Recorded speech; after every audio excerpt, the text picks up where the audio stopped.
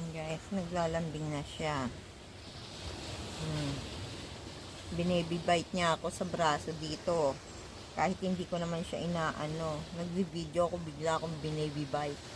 Ngayon, may pasampa-sampa ng nalalaman. Oy Pedro, kung nakikita mo to, dapat ganito ka kay mami. Ang gastos-gastos mo eh. Bibilang ka pa ng treats ni mami eh.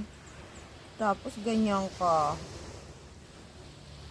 O siya, mabait to. Binibaby bite. Nakita nyo yun? Aray ko. Sakit na nun ah. Sakit na nun oh. Masakit na yun. Alis ka na dyan. Ginagawa mo ng habit yung manakit eh. No? Masakit kaya yun no? Alis ka na dyan.